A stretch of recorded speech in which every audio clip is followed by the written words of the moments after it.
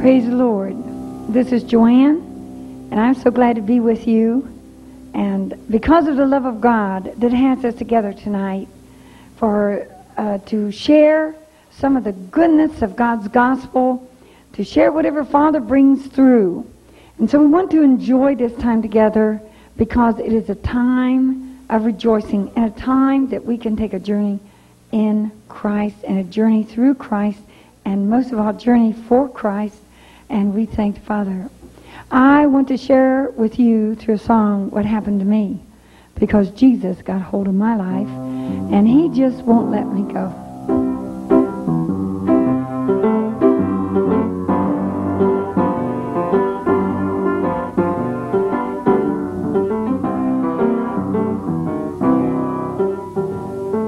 Jesus got a hold of my life and He won't let me go.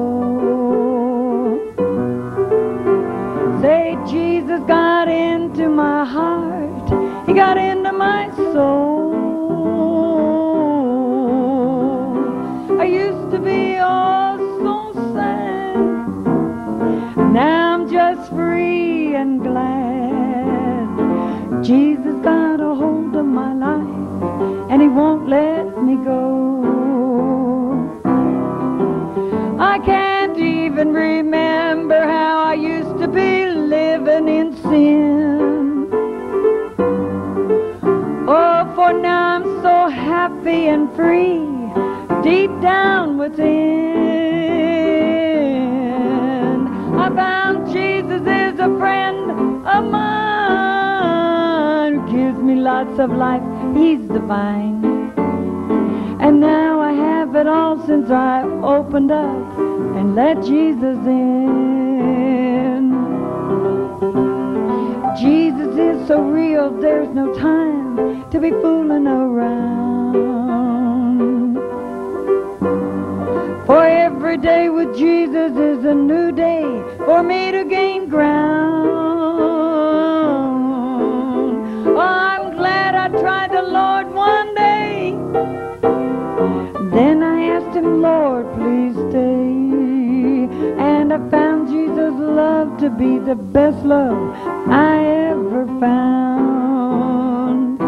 Want to say it. Jesus got a hold of my life and He won't let me go.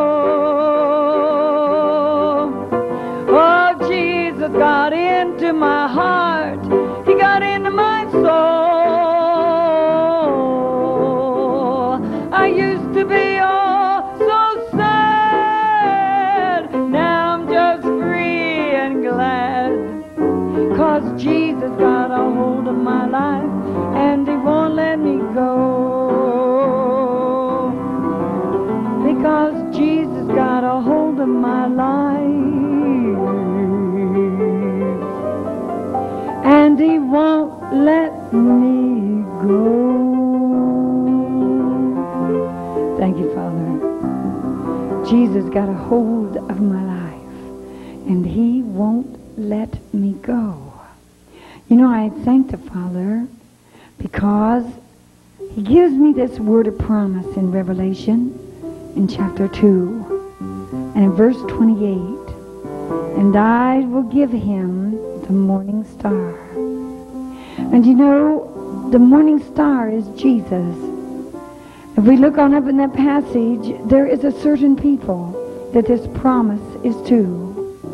It says in verse 26 of the 2nd chapter, "And he that overcometh and keepeth my works unto the end, to him will I give power over the nations, and he shall rule them with a rod of iron. As the vessels of a potter shall they be broken to shivers, even as I received of my Father. And I will give him the morning star. He that hath an ear, let him hear what the Spirit saith unto the churches." So taking that verse of Scripture and the key verse for the message tonight, "And I will give him the morning star," I would like to share with you a testimony of what happened in my life concerning the bright and morning star.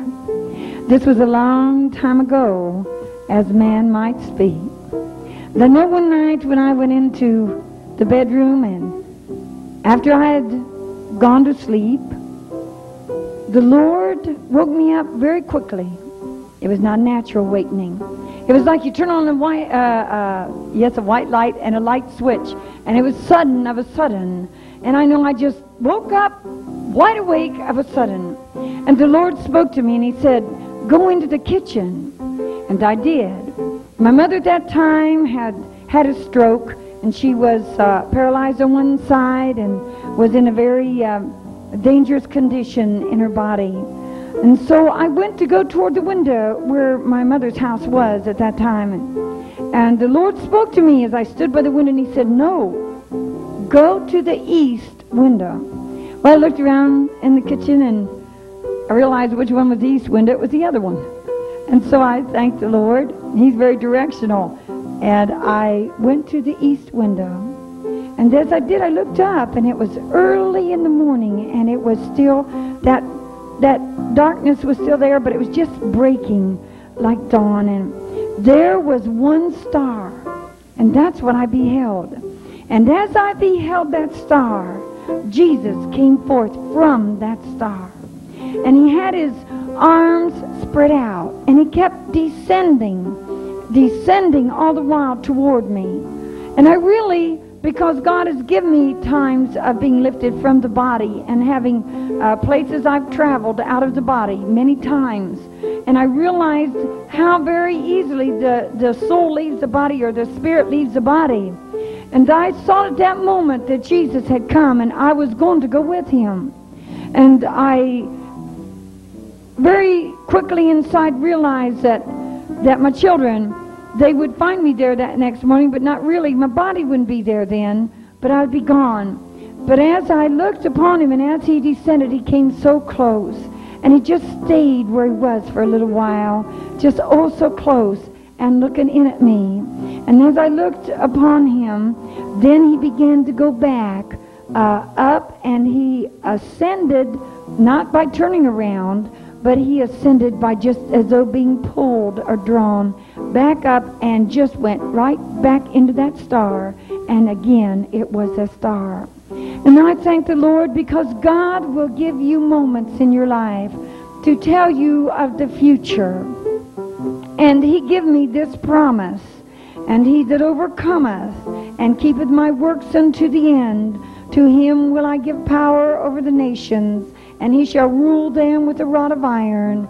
As the vessels of a potter shall they be broken to shivers, even as I received of my Father, and I will give him the morning star." I learned later in my life, as a Christian and as a minister called by the Word of God, I realized that God had given me a promise, because he saw a place I was going through. And he realized my future so much more than I did. But God will give you something to hold on to. And he gave me that vision.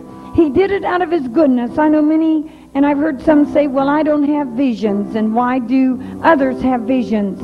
Well, God knows that some are going through very dire places, and if they need a dream or a vision or speaking in tongues or whatever they need from God, an interpretation, if they need a working of miracles, whatever they need, God supplies that need. And we're not here to tell God how to direct traffic. God is a very, very beautiful traffic positioner. And He knows just how to direct the traffic of gifts, and He gives severally as He will, and also the dreams and the vision. So if you can say, I had vision or I had a dream, God give you that for a very, very, very deep purpose. And I thank the Lord because He give me something to really hang on to, and give me something of His own that He really give me to understand His goodness. These are encouraging words. This is encouragement. Let it encourage your heart. Let it help you. I would like to bring you to the fact of God tonight about the stars and how the stars have a magnitude. And God placed them for man to know that in the heavens, the magnitude of the stars, and they're spoken of as a magnitude, that some are more brilliant than others. And they say that some stars outshine, they really are brighter in their little bit that they are than even the sun itself, the actual literal sun. But I know God placed those stars in, that even though they may seem so bright, and even though they might give out great things, Jesus said to His apostles, He said, greater works than I do will you do. And so even though there may be a greater light come forth, God still made two great lights, and only one was to rule the day and one to rule the nights. And He made the night, and He made the stars also. So no matter what you do or I do or the apostles of old have done, no matter what great works that God progresses in our life, because many things have come. Television has come into existence by the pleasure and power of God. And man can speak to millions and millions of people at one time. And his voice or her voice can go out to millions of people. And it can be carried through a satellite and go through the air and come into homes in just the same time all over the world. But I want you to know something, that the voice of Jesus Christ will never be outshined.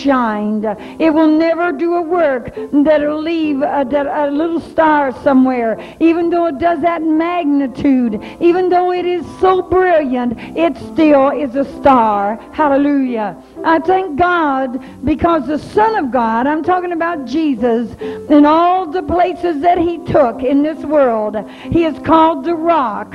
He's called the water of life. You know, God gave it to me this way. Though it is glory for Him to be known in all these ways.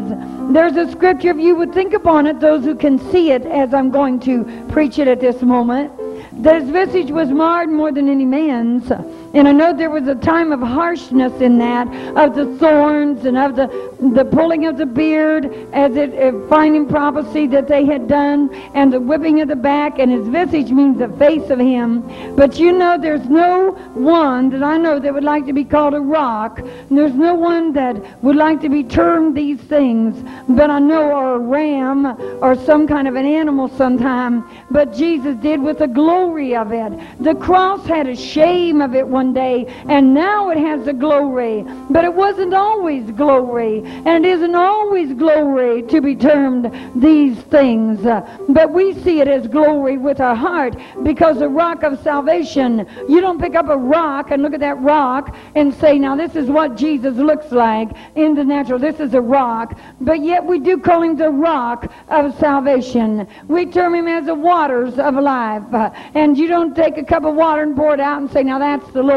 But He is termed as that. He is called the lily of the valley. Many beautiful things, and these stand for beautiful things. But to look on them with your natural eye, they would not necessarily be beautiful in the natural eye. A tree, when you see it, you can say, yes, I see they're beautiful. But not all trees seem beautiful. I'm speaking about the cross tonight, and how that tree of Calvary at the time, it didn't seem so beautiful, because Christ said Himself that He endured that shame shame, that he might gain the glory. So right, everything that Jesus known at the time, they had a scapegoat, and believe me, they put a lot of things on Jesus that Jesus never done. And I know he carries my sin and your sin, but there were other things that they blamed him. The false accuser came around, and for their own sins, how they were trying to take the government at that time, how they were looking for someone to overthrow the government, and they made Jesus a scapegoat, that their own sins wouldn't be found out. But I want you to know that Jesus is a king in our heart.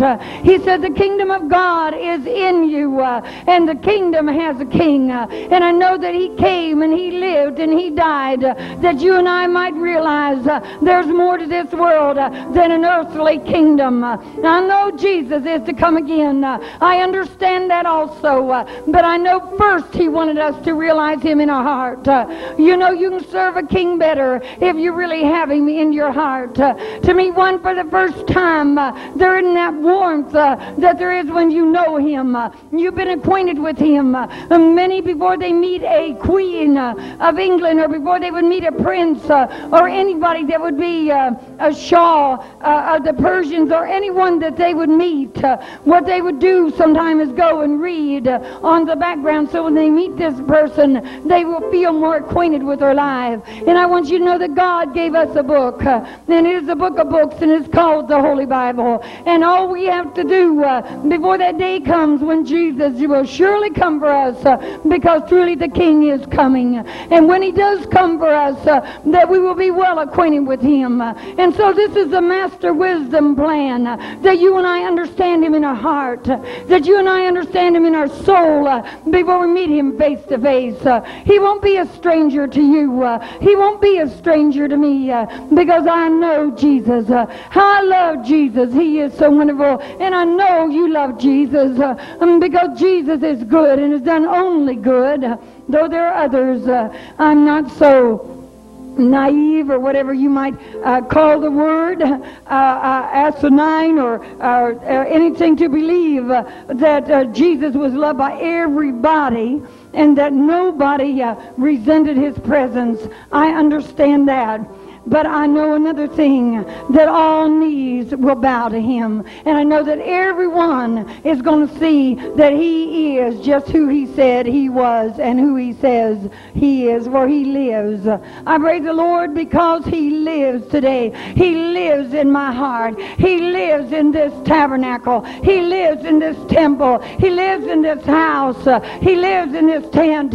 Whatever you might say, he lives in this person. And just as many things we are called, amen, that might not sound so good, and then again might sound great. To say temple sounds great, but maybe some don't like to be referred to as a tent. But I want you to know today, whatever we are in God. And it's not what we are that is so glorious. It is God in us. These are the days to realize, don't try to glamorize yourself. Don't try to glamorize the situation with a heart for the world, but glorify God. And if there's any part of you need glamorized, then glamorize it for God, and let all things be for Jesus, and stand, because he is worthy. I say again, he is worthy to be praised. He is worthy to have the best, and he is the best that we'll ever have. He is the bright and the morning star. He is the one that if we overcome, we receive the King in our soul. We receive the King in our heart. How sad it is that the kingdom of God being in us, you know, Jesus said, it does not come with observation. I know many have been taught through the years. I know I will observe when the kingdom comes. I will hear the tongues and I'll know then it comes. I will have an observation. I will understand it. But I want you to know something tonight. It was already there for the tongues to come through, because it is the Holy Spirit that gives the tongues to come through. And I know one thing tonight, that many that are children of the kingdom and were meant to go to heaven will be cut off, because they got entwined with things of the world, and they got entwined with other areas, and they got too busy to come to the Lord's Supper. feasting time, the wedding feast. And they were too busy. And they come here and they were meant to only pilgrimage through and go on back home. But many got their eyes on other things while they were here. And I praise the Lord. I know it's only by the grace of God that I'm not one of them. I'm not boasting in myself because I don't have anything to boast of. But I have one thing I'm glorying in, and that's the Lord. And if there be a thing I boast of, it is in Jesus and in Him. I thank God because He's so good, because He give us a word.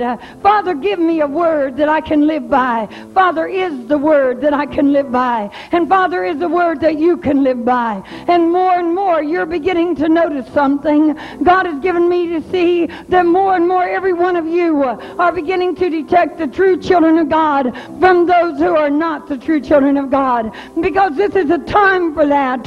Yea, the harvest is white. It's time for the righteousness to be known. It's time to start gathering in the Father's storehouse and in the barns. It's time for us to go out and say, come on in to the Master's house because He's ready and He's calling you.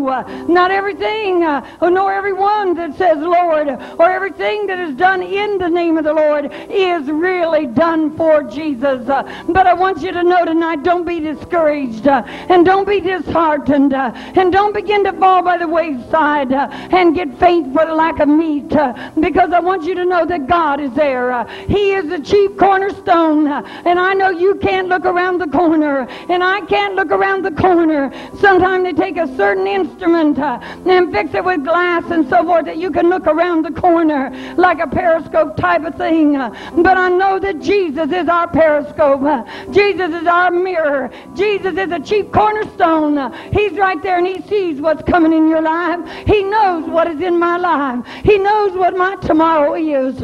He knows what your tomorrow is. Now is no time, children, to grow weary. Now is no time to grow faint. Don't get discouraged because you see many things that are not of God. For that has always been. But praise God, you can begin to discern them. There's enough in the nation today and all over the world that now you've had your mind and your senses exercised by God. You're coming to a maturity in Christ. You're beginning to realize now the difference between good and evil. You're beginning to be able to say, no, I will not eat at a demon's table. And yes, Lord, I will dine at your table. And these are glorious days for you. And so look up, for your redemption draws nigh. It is getting time for God to come and take His beloved home to Him. Things are happening fast in the world today.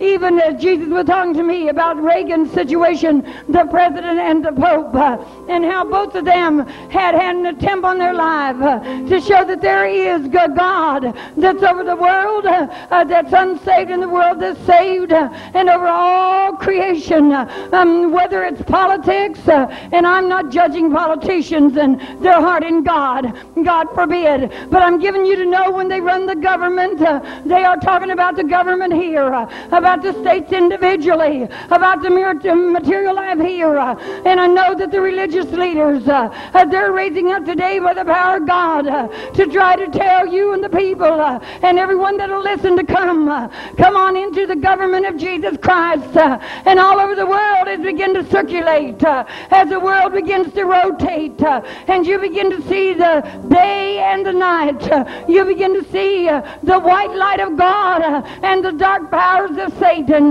You begin to see those who have given up everything for Jesus and those that hang on to everything in the name of Jesus but won't relinquish.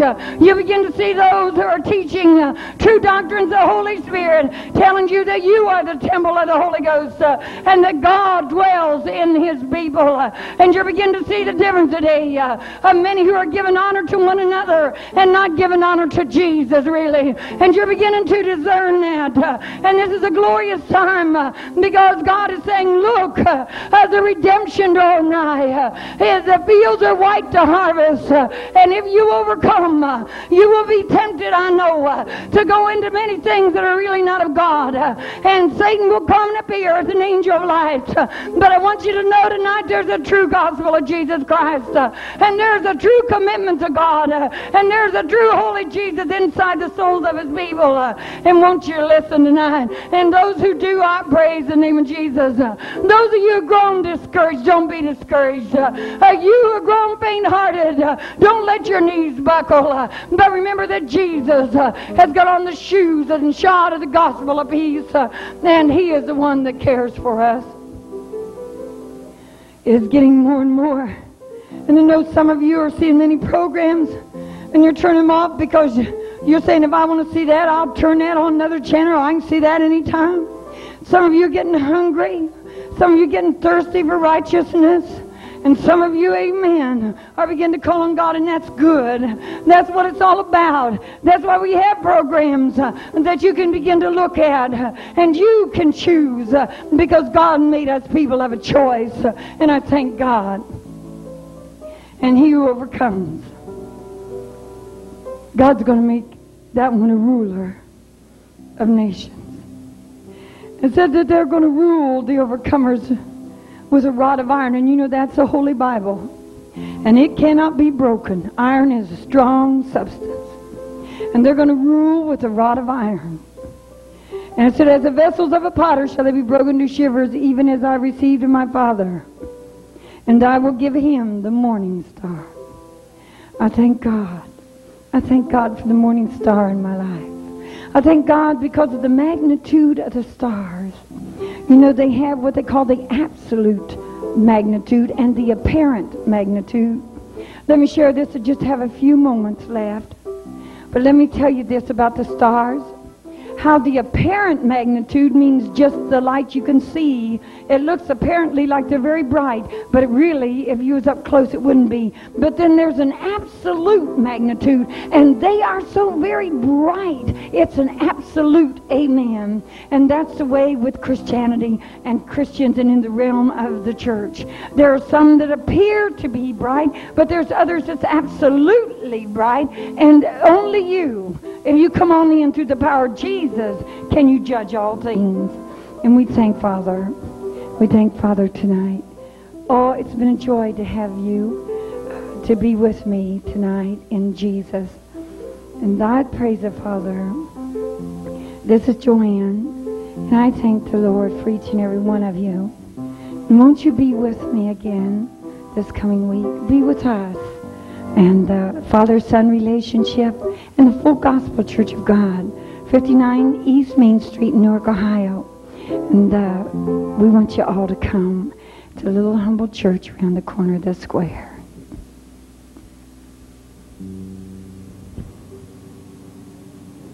Thank you, Father. Thank you, Jesus. God bless you. God bless you, children. Oh, and as the song goes, I will cherish the old rugged cross. Praise the Lord. Praise the Lord.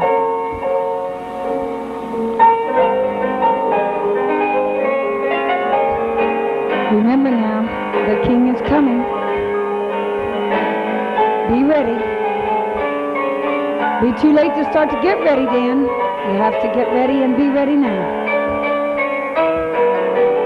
59 East Main Street, Newark, Ohio. And you see that little white church around the corner of the square. We have a great big God. I know you do too. One Lord, one faith, one baptism, one God and Father of us all. Who can say amen, can say amen. God bless you. God bless you. This is Joanne. God bless you. In Jesus' name.